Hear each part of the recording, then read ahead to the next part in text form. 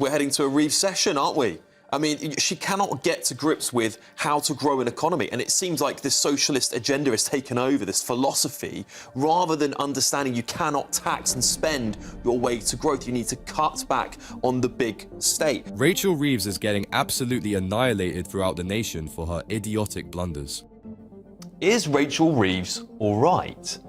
In a series of bizarre interviews over the last week, the Chancellor is looking more and more exhausted, raising questions about whether she's still up to the top job. The people are demanding her resignation as Reeves is having mental breakdowns after creating a horrible mess. About her mum. We didn't have loads of money, we weren't poor. My mum was a primary school teacher, as I said. My parents split up when I was at primary school, so we didn't have loads of money. And so she needed to make sure that everything that she was spending, she could afford. And I remember that very vividly, her sitting at the kitchen table. Heated debates are erupting all around the nation over just how shambolic Rachel Reeves has been for the economy. Keir Starmer's cabinet of dullards, duds and no-hopers is completely on the rocks. Rachel from accounts has made Liz Truss look like the Oracle. The mortgages are about to go up. Your taxes have gone up. They're going to go up again. Farmers are crippled. Pensioners are freezing. The NHS is advertising for specialist corridor nurses. The pound is plummeting and the bond market is in turmoil. The Daily Star are polishing off their lettuce, ready to start the countdown clock for her inevitable sacking. Rachel Reeves is on track to crash the economy and her career along with it. She's said to be depressed and unable to see a way out. Well, she's come back from China, our lame Peking duck of a chancellor, and when she's confronted by the mess she's made, by the fact that she's way out of her depth and heaping misery onto millions of you, the hard-working people, how does she react? Oh, she finds the whole thing absolutely hilarious. Our time. They promised the electorate much.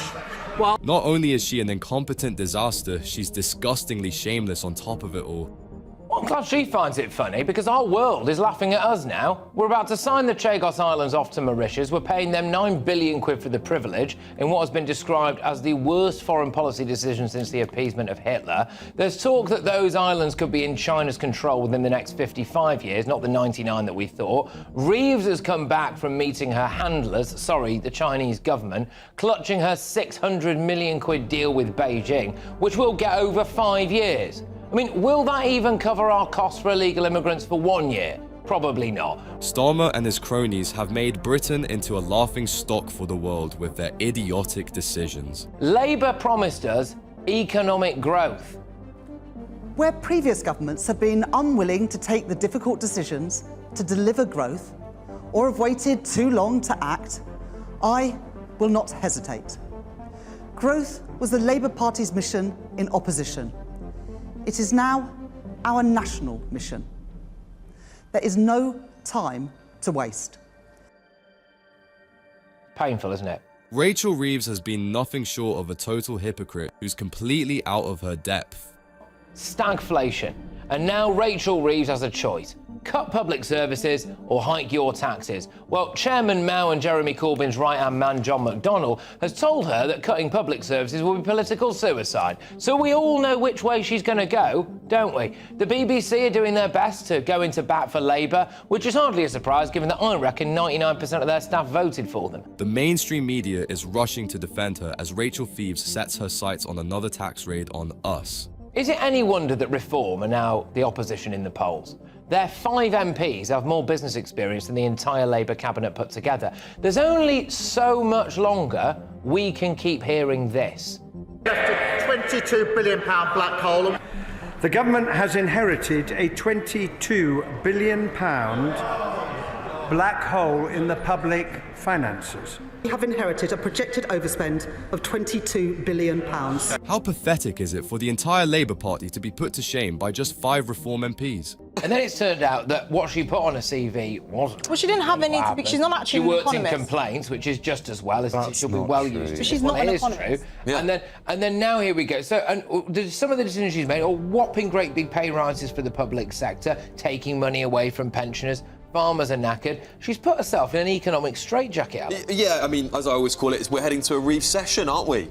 I mean, she cannot get to grips with how to grow an economy. On top of her economic blunders, Rachel has made a reputation for being quite the appalling liar as well. We can isolate the UK, or we can also, but I'm saying you can do that, or you can put it in the context of other countries. So France, Germany, Italy, the US even, they're all seeing increased rates on their borrowing. You mentioned Italy, but Italy, even though its GDP to debt ratio is about 149% of its GDP, they can still borrow much cheaper than the UK, which highlights the fact that it's actually the structural issues of the British economy that is not being addressed. There's a ferocious debate going on about the extent of Rachel's disasters, and Labour supporters are making a complete fool of themselves.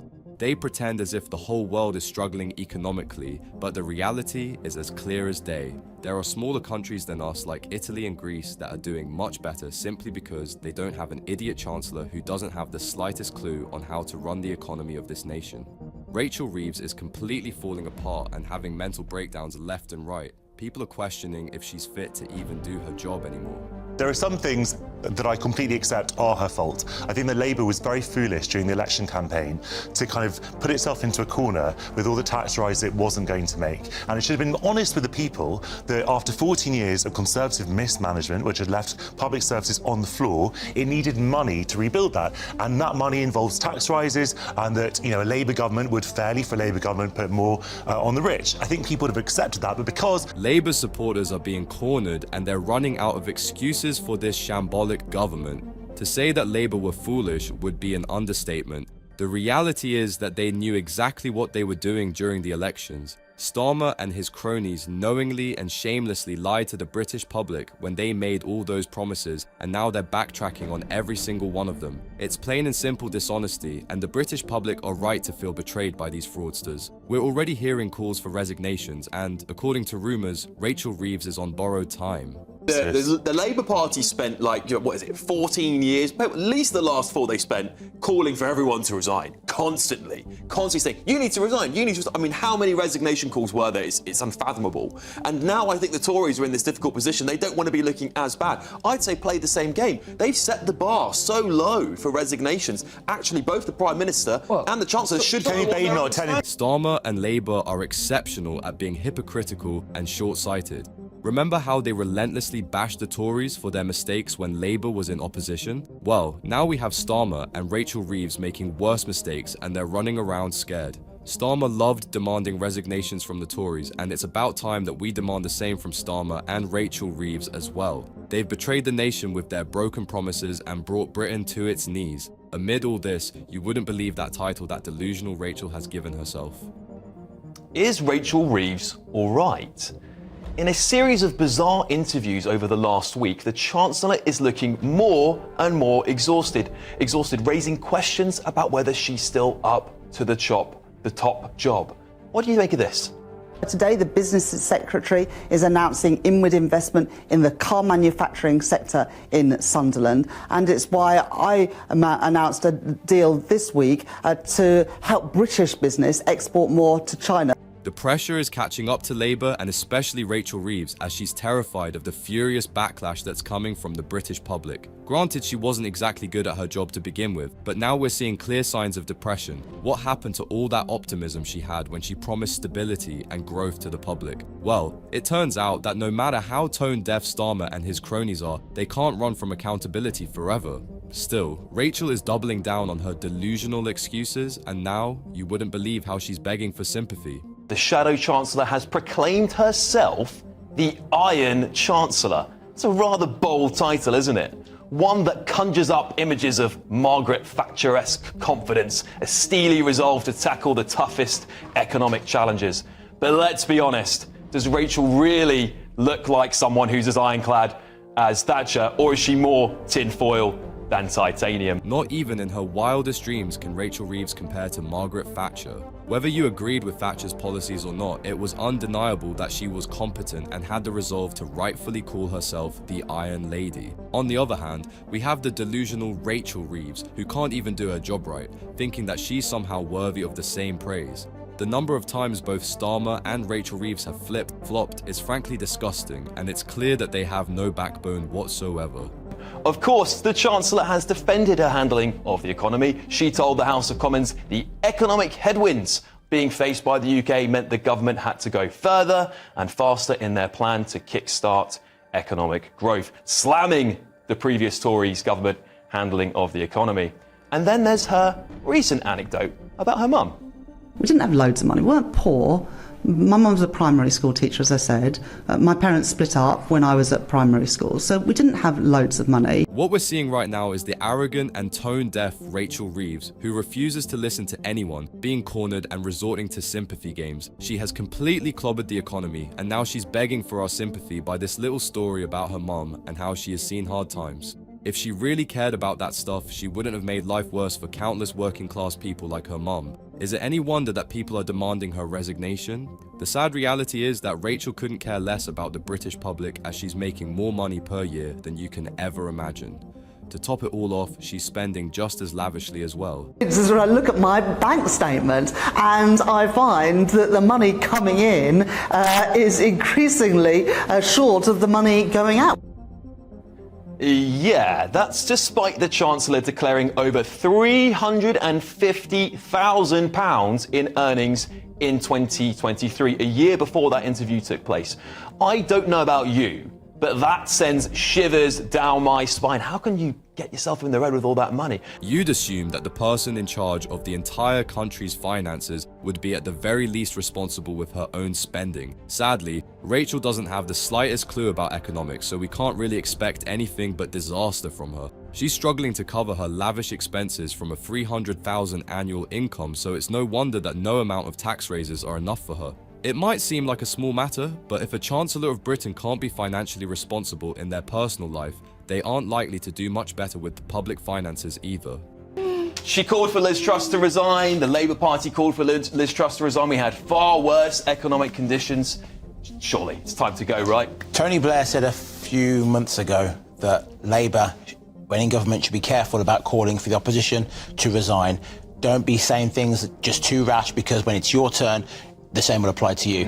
And they should have taken heed of Sir Tony's words. It's about time that Rachel Reeves shows the country that she's not all talk and has a spine. We saw how ferociously she demanded Liz Truss to resign, and now, since her own economic blunders are comparable, shouldn't she resign as well? Any self-respecting person would have taken their own advice, but Rachel Reeves is way too tone-deaf to listen to the public demands.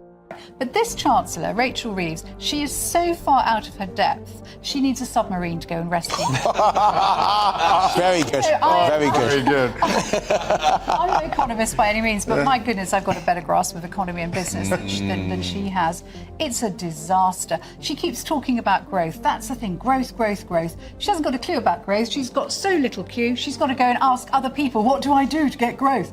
Her budget was a completely anti-growth budget. The economy has tanked. Rachel Reeves is getting violated and absolutely torn apart in debates as countless people are ripping into her idiotic economic failures. The best part is that they are not even wrong.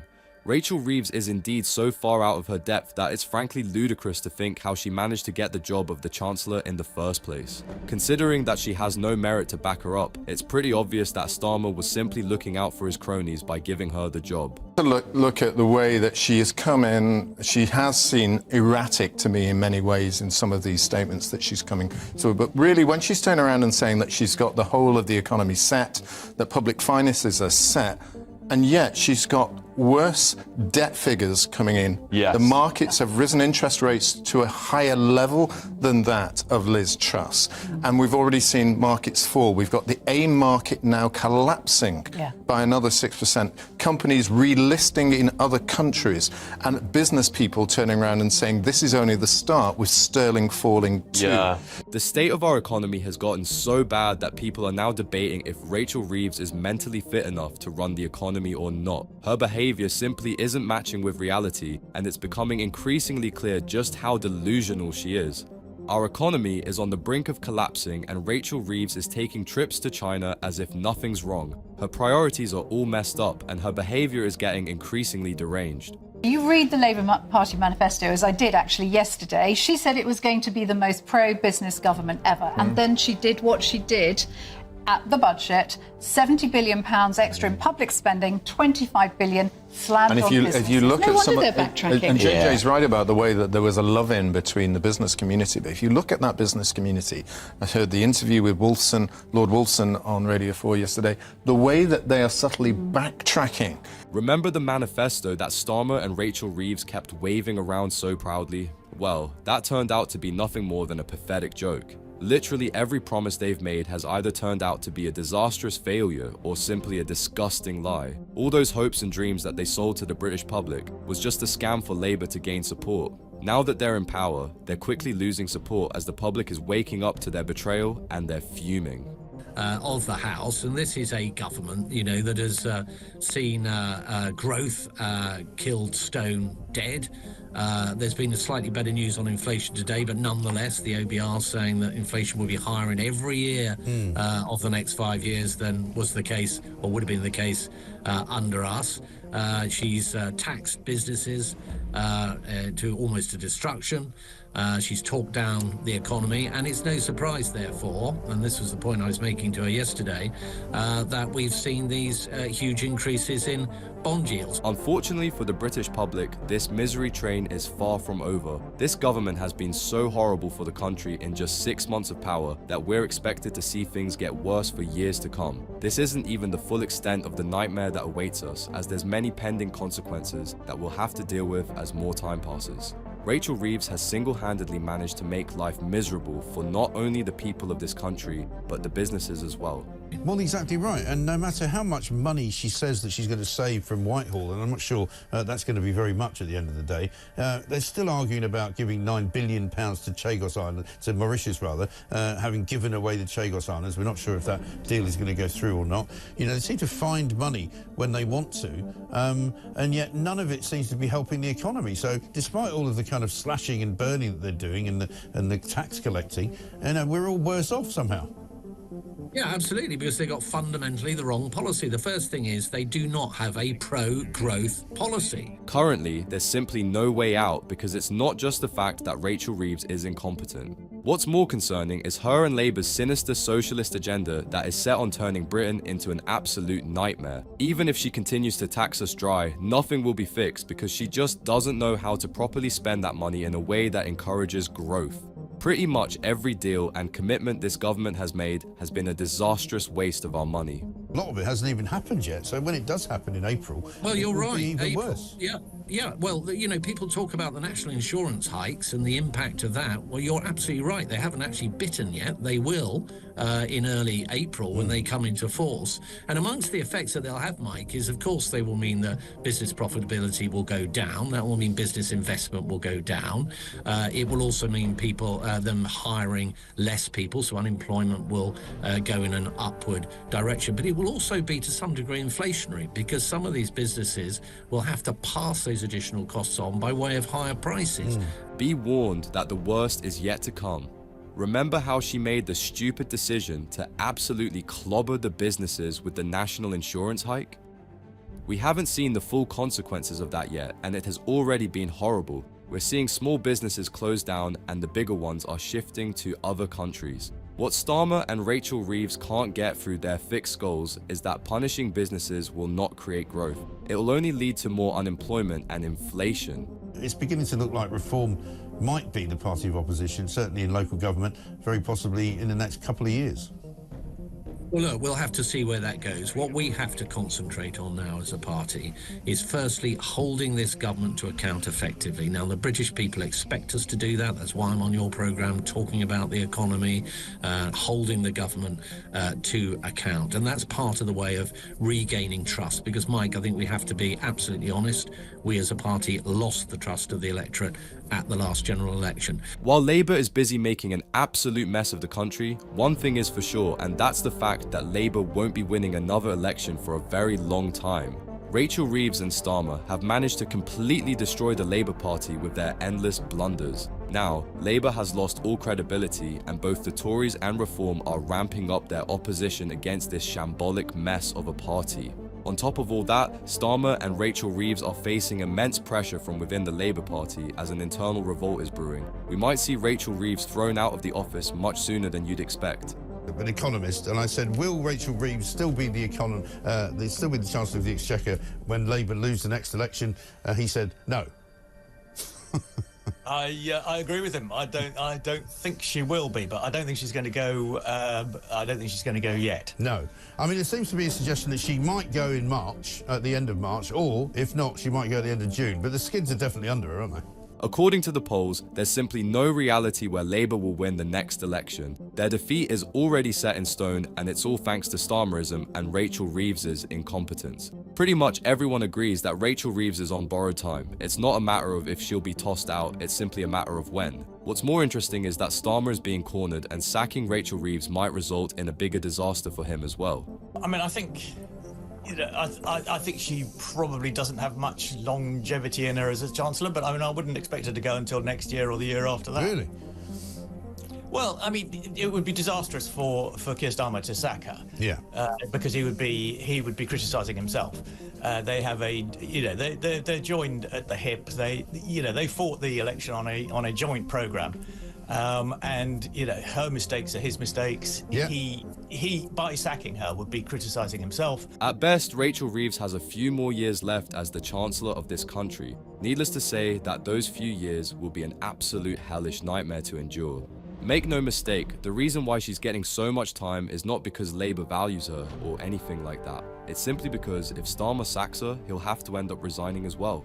Of course, now people are debating if letting Rachel Reeves go is the best idea after all. Well, I mean, I think it's hard to say that it would be in the country's best interest to change Chancellor at this point. I think it would be definitely in the country's best interest, since she appears to be taking the country down a very dark and dismal road, and she's taken the economy into a very bad place. The pound is crashing against the dollar, and gilts and the yields on those gilts are higher than they've been for a very, very long time. In fact, since the last Labour government was in.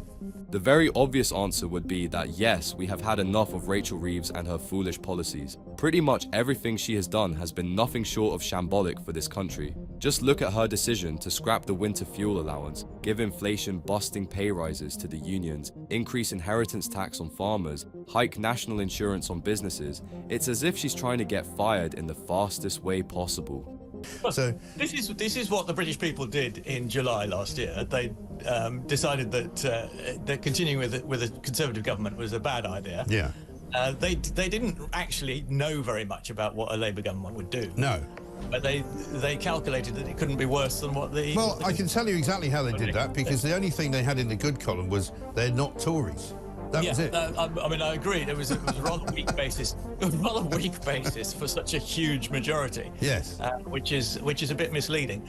And there are undoubtedly voters. I mean, the opinion polls tell us this, who regret that decision and who decided that actually the Labour Party could be worse than the Conservatives in government. Make no mistake, the only reason Labour won the election was because the Tories made some pretty huge mistakes. People had lost all trust in the Tories, so they decided to trust Starmer and his cronies instead. Needless to say, that turned out to be a horrible decision, and Labour proved to be the worst possible government we've had in a very long time. So, is it any surprise that there's ferocious debates going on all around the country to get rid of Rachel Reeves for her endless failures? People want her resignation, and you can join that cause by liking this video and subscribing to the channel.